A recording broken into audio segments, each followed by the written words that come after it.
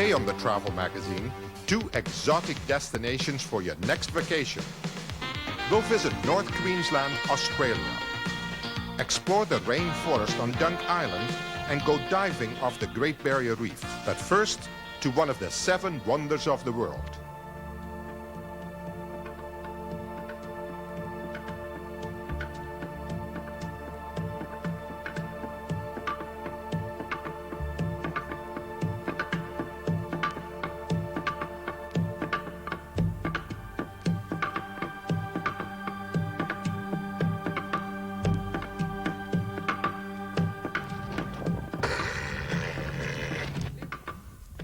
If you're like me, you've always harbored a fantasy about riding on the back of a camel through the desert, like Lawrence of Arabia. Most tourists, including myself, find this the most perfect place to do it. Hello, I'm Jake de Boer, and this is the Travel Magazine. We open today's show in Cairo, Egypt, at the site of the Great Pyramids.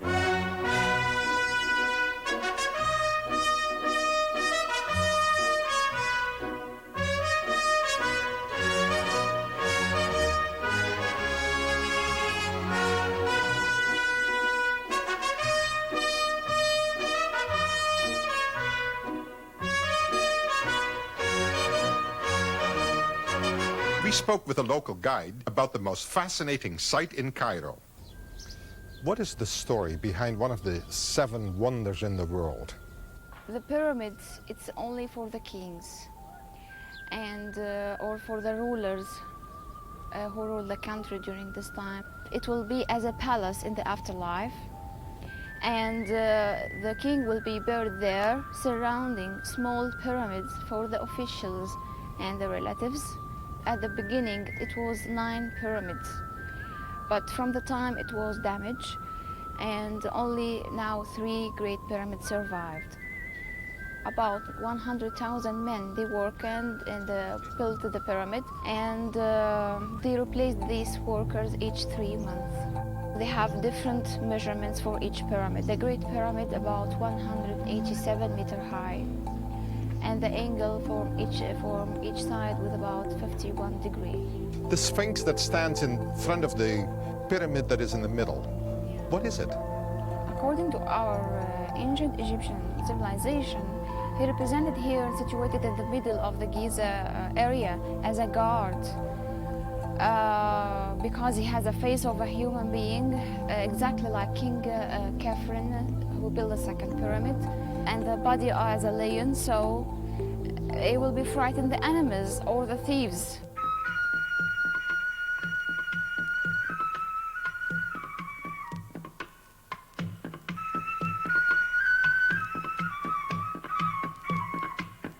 At the site of the pyramids, merchants set up their caravans to sell to tourists, and you'll be offered everything from camels to postcards.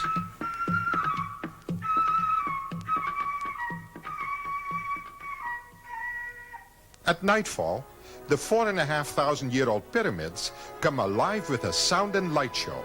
With each new dawn, I see the sun god rise on the far bank of the Nile.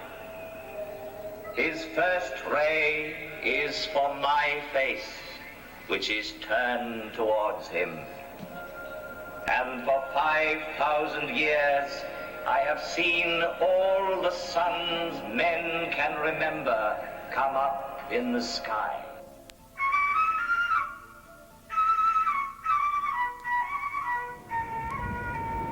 Cairo is both a cosmopolitan city and a living museum. It's this contrast of the ancient and the modern that makes Cairo so fascinating.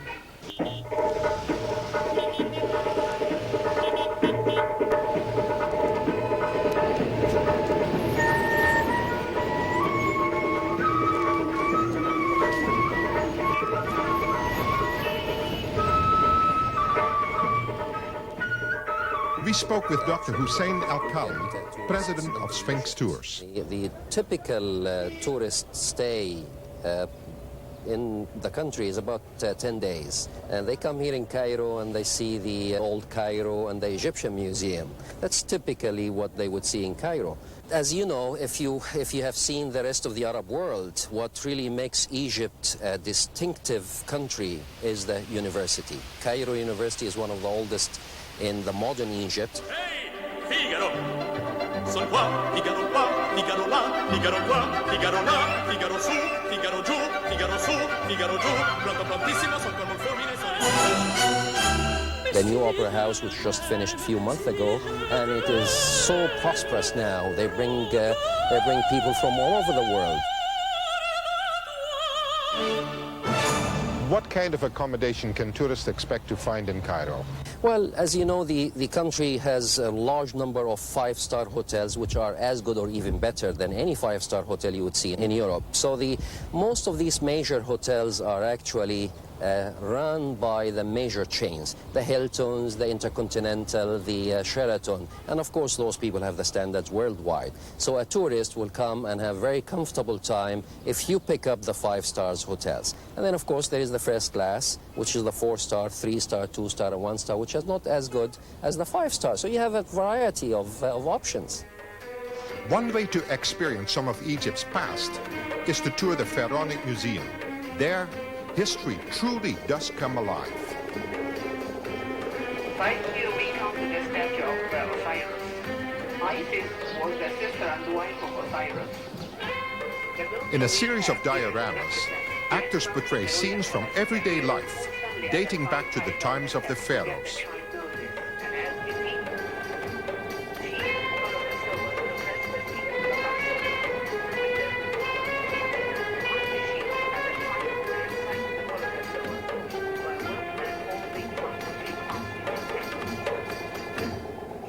Driving through Cairo is an experience in itself. There are no traffic lanes, just lots and lots of traffic.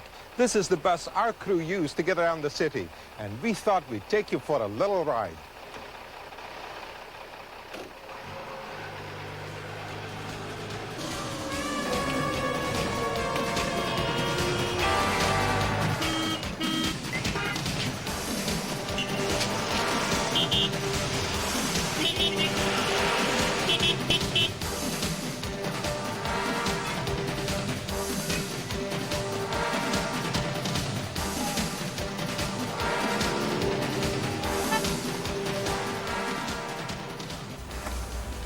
And we'll be back with more of Cairo right after this.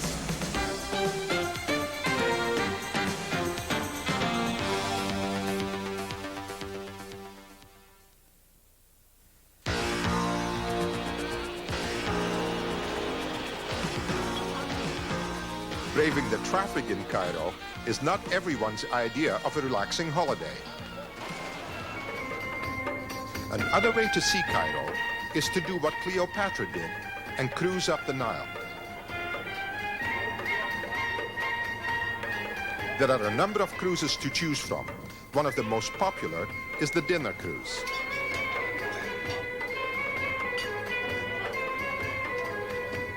It's a chance to see the sights of Cairo from a different vantage point.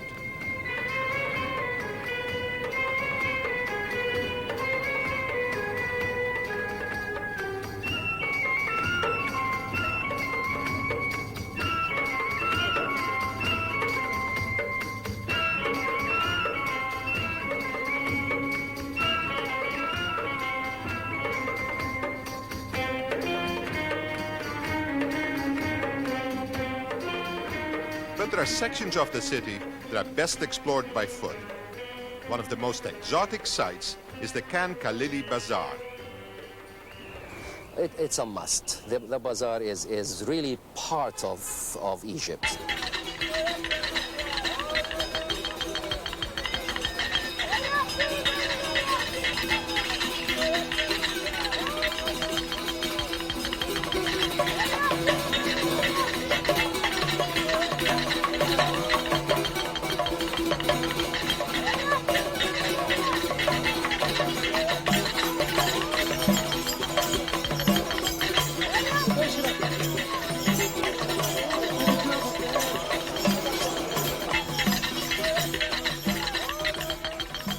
In the narrow twisting alleys of the Khan El Khalidi Bazaar, you can find traditional clothing, cafes, and gold and silver jewelry. I think Cairo is very, very interesting. I could stay here for more and more days. What do you think of the bazaar? Very, very different. It's nice. Have you bought anything in the bazaar? But bought a couple of things up here. Did you bargain? Oh, yeah. Did you get a good deal? You better believe it. You should bargain until you get your good prices you're feeling you want to pay. What is a good price? A third at least. Negotiating a price is half the fun. Okay, let's talk price.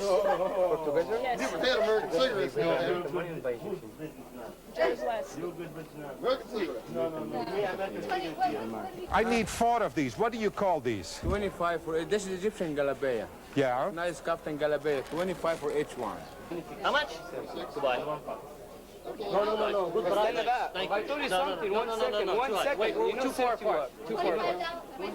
I thought I could get 4 for 25. 9, not 4 for 25. You mean you want 100 pounds for 4 of them? That's not much money for the cutting, for Egyptian cutting Galabaya. That's not much money. Together, I told you how much you want to spend. But you don't cut my neck. You cut my heart, maybe.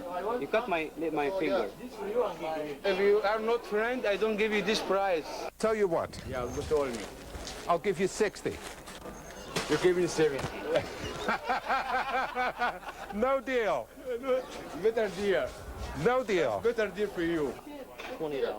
For this? $30. Okay. Oh, استنى بقى ما تقولش استنى. $30. That's it. Less. Moment.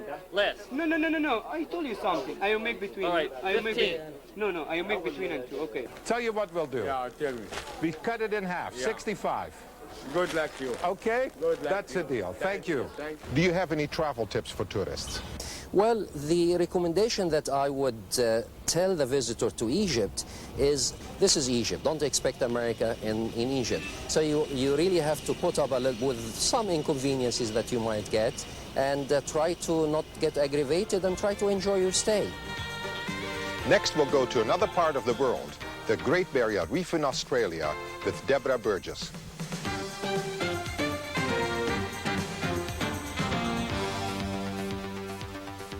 When I say the word Australia, what immediately springs to mind? Perhaps a walkabout in the outback or throwing a few shrimps on the Barbie? Did anyone out there think of that great underwater treasure, the Great Barrier Reef? Hi, I'm Deborah Burgess, and today we're going to visit the Great Barrier Reef and play beachcomber on a tropical lush island called Dunk. North Queensland, Australia. The locals maintain that this is nothing short of paradise. There are beaches, of course, and tropical rainforests, national parks, and mountains.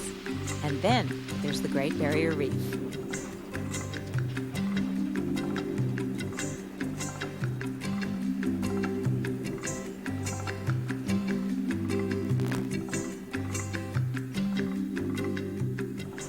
Accommodation in the region ranges from campgrounds and youth hostels to luxury hotels.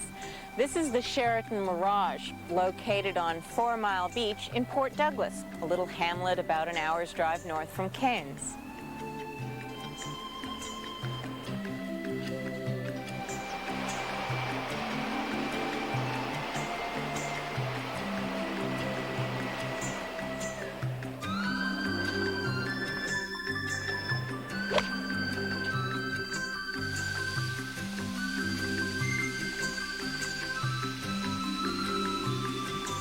For the non-Australian visitor to North Queensland, there is novelty beyond the tropical paradise and wonder of the reef. Northwest of Cairns, in Kuranda, is the heart of the Jabukai tribal lands and a vibrant artistic community.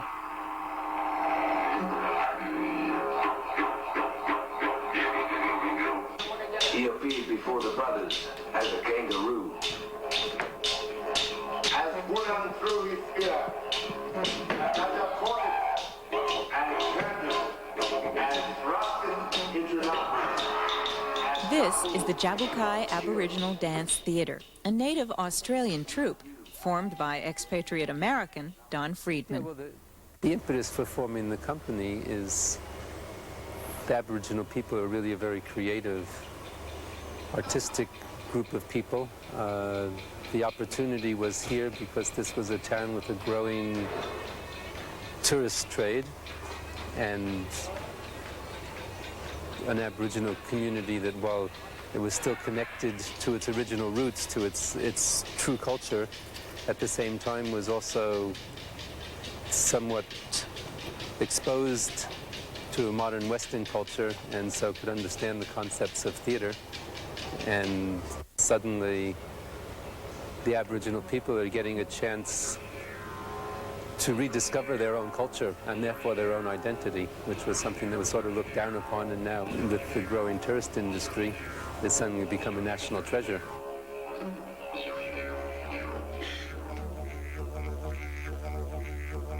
Port Douglas, Cairns and Townsville are the main jumping-off points for the islands that run down the North Queensland coast.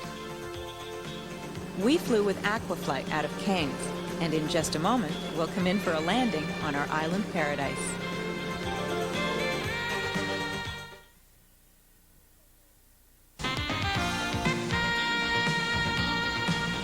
Along Australia's reef shore, there are basically two types of islands, the Coral Keys and Continental Islands. Coral Keys actually sit on the reef, but Continental sit atop submerged mountains and are characterized by their lush rainforests, havens for tropical wildlife. Dunk Island is one of these. Much of the island is designated national parkland. Dunk Island Resort is also situated here and strives to maintain the island's natural state through careful cultivation of native vegetation. David Irvin has tended Dunk's gardens for 8 years. About 80% of the actual island is national park, and the resort being on the, I guess, the northwestern tip of the island.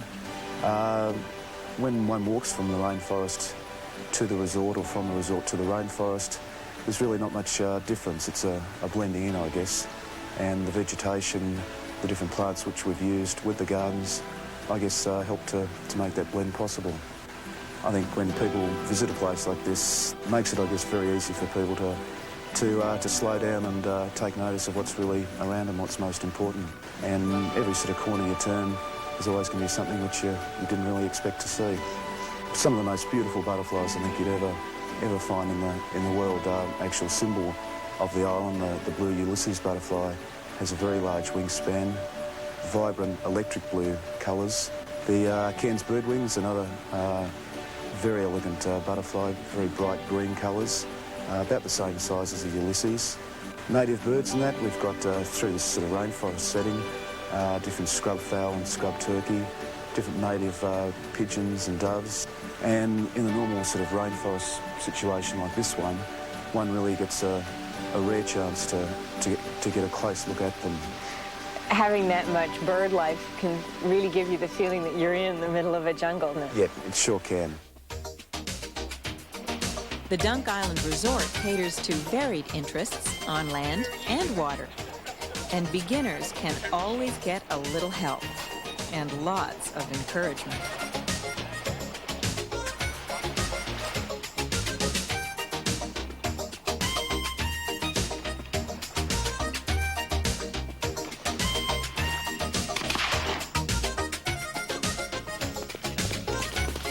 The first white man to settle on this island was Edmund Banfield. He arrived in 1897 and was the author of Confessions of a Beachcomber. Actually, the island was discovered by Captain Cook in 1770, who named it after the then Lord of the Admiralty, the Earl of Sandwich, George Montague Dunk. Today, the island's beauty and serenity are appreciated mainly by vacationers, but there is one modern-day beachcomber here. He's Bruce Arthur. I travelled up the coast many years ago. I was very young at the time, I suppose. I'd just come out of the Second World War. And I came up the coast and eventually landed on Dunk Island. And coming to the island in the first place cemented the fact that I would come back someday and stay here. I'd retire from business and get out. And I always carried photos of the island and thought, that's where I'm going when I get out of business, which I did. And I've been up here 25 years now on the islands. I came up to live off the land. This was the whole idea of doing a Robinson Crusoe. And that's how I learned to weave, because I brought looms with me, because I was going to make my own clothing out of cottons and wools. And we had spin wheels, and it was quite an exciting period. You say you started weaving to do your own clothing. When was it that you realized that maybe you could do something else with it? I met this Scotsman who was a tapestry weaver from Edinburgh, and he said, why don't you do tapestries? And I knew a lot of artists down south in Australia, and I knew they had to go to Europe to get their tapestries done into fibre. And so I said, yeah, I'd like to learn how to do that. So this gentleman, Jock Lutiet, his name was, he stayed with me for about a year on the island and showed me how to do it. And I became the first tapestry workshop in Australia. You'll find most of my tapestries are either underwater or in rainforests and the butterflies and so on. So my tapestries are mainly made up of what I see around me. After all the hiking and sailing and tennis and golf, you still can't deny the presence of the reef. Now, there are several ways to explore this natural wonder depending on where you start. There are tours in glass-bottom boats and sub-sea viewers or submersibles. And if you're truly adventurous, there are snorkeling and scuba diving expeditions. Now, in order to do that, you can be checked out by a diver at one of the resorts. And Sean here is going to check us out for the dive. Then we'll head out to the reef and show you what it's like.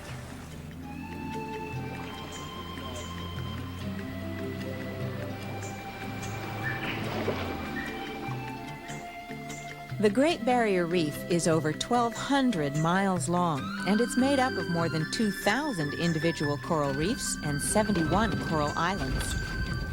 The reef is considered one of the best diving spots in the world, and it's been designated as a marine park, ensuring its survival for coming generations of diving enthusiasts.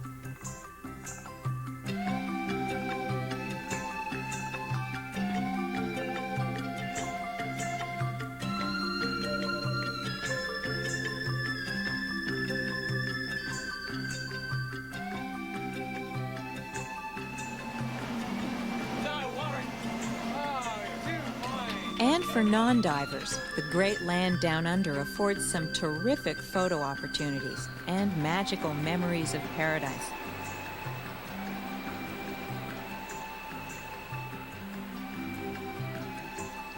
That wraps it up for this edition. I'm Deborah Burgess, and I hope to see you next time on Travel Magazine.